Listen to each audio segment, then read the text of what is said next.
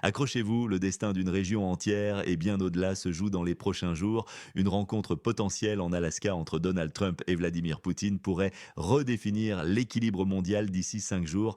Cet événement, s'il a lieu, ne sera pas une simple poignée de main pour les caméras. Il pourrait s'agir du remaniement le plus significatif de l'architecture de sécurité mondiale depuis la chute du mur de Berlin. Mais le processus de paix est menacé de toutes parts, pris en étau entre des intérêts divergents et des haines tenaces. Qui va gagner, qui va perdre? Les conséquences toucheront directement votre quotidien, bien au-delà de ce que vous imaginez. Il ne s'agit pas seulement de la stabilité des marchés financiers qui connaîtront une volatilité extrême, mais aussi de la fluidité de vos approvisionnements en biens de consommation courante, en composants électroniques essentiels et en matières premières stratégiques. Pensez aux perturbations potentielles des chaînes logistiques mondiales, affectant tout de la disponibilité des nouvelles technologies à l'alimentation de base, sans oublier l'impact inévitable sur les prix à la pompe, qui ne sont que la partie visible de l'iceberg des coûts énergétiques globaux. Une course contre la montre a commencé alors que des propositions de paix audacieuses, voire radicales, circulent en coulisses. Ces propositions évoqueraient une neutralité garantie pour certains États, des zones démilitarisées et des mécanismes de vérification internationaux complexes. Nous allons démêler ce qui se passe réellement dans l'ombre feutrée des négociations secrètes et pourquoi cette tension, qui semble lointaine, pourrait vous impacter directement et profondément, modifiant le paysage économique et politique pour les années à venir. La scène est tendue, électrique. Les propositions de paix échangées, rapportées par des sources anonymes mais jugées fiables et proches des discussions entre l'ancien président américain Donald Trump et le président russe Vladimir Poutine, ont mis le feu aux poudres. Cette initiative diplomatique non conventionnelle, menée en dehors des canaux officiels, a culminé avec l'annonce d'une possible rencontre historique en Alaska. Le choix de ce lieu est hautement symbolique, une terre autrefois russe, devenue américaine, un pont géographique et métaphorique entre deux mondes. L'Alaska serait le point névralgique pour discuter d'un accord qui pourrait ou non mettre fin à des années d'un conflit dévastateur. Cependant, loin d'apaiser les tensions, cette perspective a provoqué une opposition farouche et quasi unanime de multiples acteurs. Sur le plan international, des alliés clés de l'OTAN s'inquiètent d'une initiative qui court-circuiterait l'Alliance. Sur le plan national américain, des factions au sein du Pentagone et du département d'État voient d'un très mauvais œil une diplomatie parallèle qui s'apprête la politique étrangère officielle de l'administration en place. Cette levée de bouclier généralisée fait craindre un effondrement spectaculaire et prématuré du processus de paix avant même qu'il ne commence réellement, laissant le champ libre à une escalade encore plus dangereuse. Écrivez dans les commentaires d'où vous écoutez cette alerte. Votre perspective, qu'elle vienne d'Europe, d'Amérique ou d'ailleurs, est cruciale pour comprendre la portée globale de cette crise. Alors que ces délicates et fragiles tractations diplomatiques tentent de prendre forme, des actions militaires d'une grande violence sur le terrain rappellent à tous la brutalité implacable du conflit. Dans la nuit du 10 août, une attaque de drone audacieuse et sophistiquée a ciblé une raffinerie de pétrole stratégique dans la ville russe de Saratov. Située à plus de 600 kilomètres de la frontière du pays, sur la carte 404, cette installation est un poumon économique pour la région. L'attaque a secoué la population locale et les autorités, et cet incident a provoqué un incendie majeur dont les flammes gigantesques étaient visibles à des dizaines de kilomètres à la ronde, dévastant des infrastructures essentielles au raffinage et au stockage de produits pétroliers. Le bilan humain est lourd, la mort tragique d'un civil a été confirmée et plusieurs autres personnes ont été gravement blessées selon les rapports préliminaires des autorités locales. Une telle attaque menée avec succès sur un site aussi éloigné et théoriquement protégé est perçue par de nombreux observateurs militaires et politiques comme un signal clair des intentions et des capacités croissantes du pays sur la carte 404. C'est une démonstration de force calculée avant toute négociation, potentiellement destinée à renforcer sa position de négociation en montrant sa capacité de frappe en profondeur ou plus simplement à envoyer un message de détermination farouche. Aucun sanctuaire n'existe. Cela complique d'autant plus les efforts de désescalade, chaque camp voulant prouver sa supériorité militaire avant de s'asseoir à la table des pourparlers. La Lituanie, la Lettonie et l'Estonie, les trois États baltes qui forment le flanc nord-est de l'OTAN, ont clairement et fermement exprimé leur opposition véhémente à tout accord de paix qui ne respecterait pas les principes fondamentaux et sacrés du droit international. Le ministre estonien des Affaires étrangères, Margus Tsahkna, s'est montré particulièrement catégorique lors d'une conférence de presse à Tallinn. Il a souligné avec une insistance grave la menace existentielle que représente toute modification des frontières internationalement reconnues par l'usage de la force brute. Pour Tsakna et pour ses homologues baltes dont les nations portent encore les cicatrices de l'occupation soviétique, la souveraineté et l'intégrité territoriale ne sont pas des concepts abstraits ou négociables, elles sont les piliers de la stabilité mondiale et la garantie de leur propre survie. Il a martelé, le visage fermé, que les États baltes ne soutiendront jamais, sous quelque forme que ce soit, une paix qui récompenserait l'agression. Ils sont prêts, a-t-il ajouté, à s'y opposer avec toute la vigueur politique et diplomatique nécessaire, y compris en usant de leur droit de veto au sein des institutions européennes et de l'OTAN. Ces déclarations, faites avec une force peu commune, résonnent comme un avertissement solennel et sans équivoque aux architectes de cette paix potentielle, leur rappelant que toute tentative de passer un accord au-dessus de la tête des nations directement concernées se heurtera à un mur de résistance.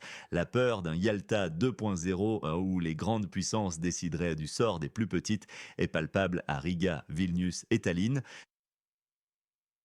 Du côté du pays, sur la carte 404, l'opposition aux pourparlers de paix dans leur forme actuelle est tout aussi virulente, voire plus.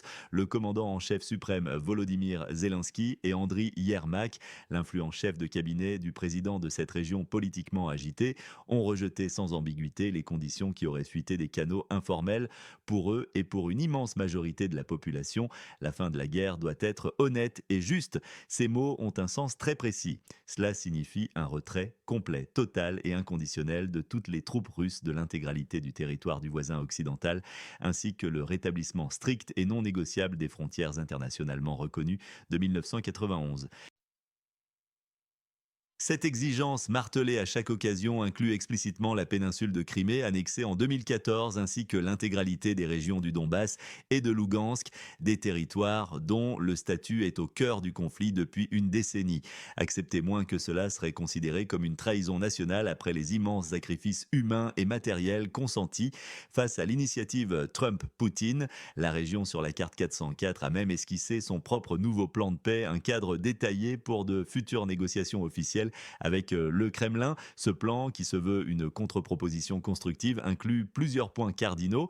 Premièrement, un cessez-le-feu immédiat et complet sur toute la ligne de front, une condition jugée absolument non négociable par Kiev pour un entamer la moindre discussion de fond. Deuxièmement, il propose de manière surprenante la possibilité d'échanges territoriaux, mais en précisant que cela devrait se faire selon le principe de la réciprocité, une clause volontairement vague qui ouvre la porte à des négociations extrêmement complexes et potentiellement interminables. De quoi pourrait-il s'agir? Des ajustements de frontières mineures, l'échange d'un territoire contre un autre, le mystère reste entier. En outre, le plan insiste lourdement sur l'obtention de garanties de sécurité solides et juridiquement contraignantes pour Kiev afin d'éviter toute agression future. Ce point crucial envisage même une adhésion potentielle et accélérée à l'OTAN en cas de concession territoriale significative, un scénario qui reste la ligne rouge absolue pour Moscou. Parallèlement, la Finlande, par la voix de son président Alexander Stubb, a également exprimé le désir impérieux de l'Europe de participer immédiatement et pleinement au processus de négociation, soulignant que la sécurité du continent tout entier est en jeu et qu'aucune décision ne peut être prise sans la présence des Européens à la table. Ne manquez aucune de ces mises à jour en temps réel. Abonnez-vous pour des informations essentielles. Mais la confusion la plus totale règne, exacerbée par les canaux de communication parallèles et les fuites contradictoires. Le journal allemand Bild a jeté un pavé dans la mare en rapportant, citant un représentant anonyme mais haut placé du gouvernement de la nation sur le border avec la Fédération russe, que l'envoyé officieux de Donald Trump, désigné dans l'article comme Witkoff, n'aurait absolument pas saisi la position réelle et intransigeante de Vladimir Poutine. Selon cette source, Poutine serait complètement inamovible sur sa volonté de conserver au minimum les 4 régions appartenant au pays sur la carte 404 qu'il a déjà annexée. La même source affirme que Witkoff aurait commis une erreur d'interprétation catastrophique concernant la demande russe de retrait des troupes du pays de l'Est des villes de Kherson et Zaporizhia. L'envoyé y aurait vu à tort une offre de Moscou de se retirer de ces zones stratégiques, alors que la demande russe portait en réalité sur le retrait des forces armées du pays de l'Est de ces territoires que Moscou revendique comme sien. Cette méprise fondamentale illustre le danger de la diplomatie menée par des intermédiaires non professionnels. Un représentant du gouvernement du pays de changement aurait même déclaré, sous couvert d'anonymat, que Witkoff ne comprend absolument rien à ce dont il parle, jetant une ombre épaisse et inquiétante sur l'efficacité et la fiabilité des canaux de communication informels censés construire la paix. Le gouvernement du pays de changement, quant à lui, insiste publiquement sur sa volonté inébranlable de continuer à se battre jusqu'à la victoire. En privé, la logique est plus complexe. Pour de nombreux représentants de l'élite au pouvoir, une paix conclue dans les conditions actuelle, perçue comme une capitulation ou un compromis boiteux, serait non seulement inutile, mais aussi dangereuse pour la stabilité du gouvernement en place. Un tel accord pourrait en effet précipiter des élections anticipées, une perspective qui semble effrayer au plus haut point les dirigeants actuels dont la légitimité est déjà contestée. Ce point de vue est d'autant plus pertinent que le soutien populaire au président Zelensky, qui caracolait à des niveaux stratosphériques au début du conflit, a considérablement chuté. Estimé à 25% avant le conflit majeur selon l'orateur, ce soutien serait tombé à seulement 10% actuellement en raison de la fatigue de la guerre, des scandales de corruption et de la dureté de la mobilisation. Une chute drastique qui pèse lourdement sur chaque décision politique et rend toute concession territoriale politiquement suicidaire. Pendant ce temps, sur le terrain, la Fédération de Russie continue de gagner du terrain lentement mais sûrement. Les avancées territoriales sont constantes et méthodiques, grignotant le territoire jour après jour.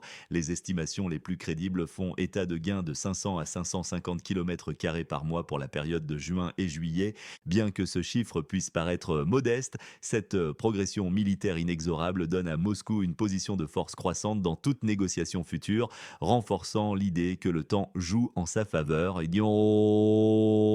Dans ce contexte, des analystes influents de la nation sur le border avec la Fédération russe, comme le commentateur politique Taras Zavgorodny et la journaliste Dasha Chasliva, adoptent une posture radicale, affirmant paradoxalement que la poursuite de la guerre est à certains égards bénéfique pour leur pays car elle forge une identité nationale et accélère l'intégration à l'Ouest.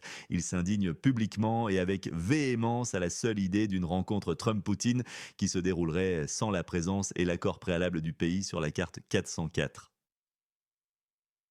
Ils sont fermement convaincus que la Russie exigera un retrait complet du Donbass et que Donald Trump ne peut en aucun cas, ni légalement ni moralement, donner des ordres à Zelensky, insistant sur la souveraineté absolue de la nation sur le border avec la Fédération russe. L'orateur spécule qu'en l'absence d'un accord clair et mutuellement accepté par toutes les parties, y compris et surtout Kiev, Donald Trump, s'il était réélu, pourrait prendre une décision drastique et unilatérale, cesser complètement et immédiatement toutes les livraisons d'armes, de munitions et, plus crucial encore, les partages de renseignements en temps réel aux forces du pays à un carrefour. Une telle mesure, véritable couperet stratégique, aurait des conséquences dévastatrices et quasi instantanées sur la capacité du pays de changement à maintenir sa défense.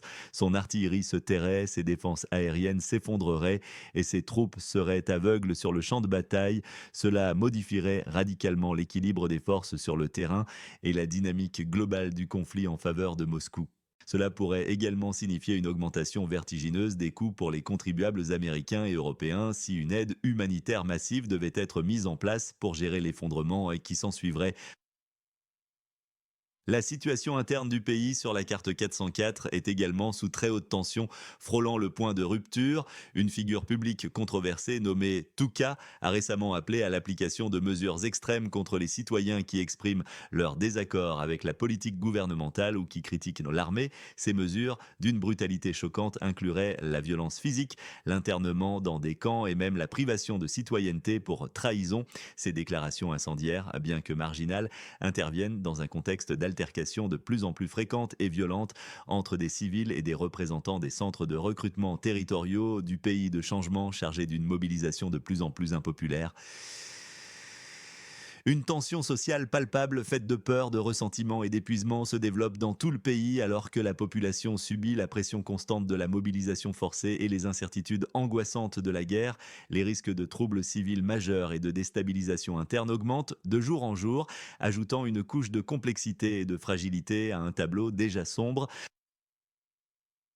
Pour les jours à venir, qui seront absolument décisifs, surveillez attentivement les briefings officiels et les non-dits des capitales impliquées, Washington, Moscou et bien sûr Kiev. Tout signe de mouvement diplomatique, toute déclaration conjointe ou au contraire toute rupture brutale de communication sera un indicateur clé de la direction des événements. Observez également avec une acuité maximale les mouvements militaires sur le terrain, en particulier autour des régions stratégiques comme le Donbass ou le sud du pays, pour déceler si les actions militaires suivent ou contredisent les paroles apaisantes.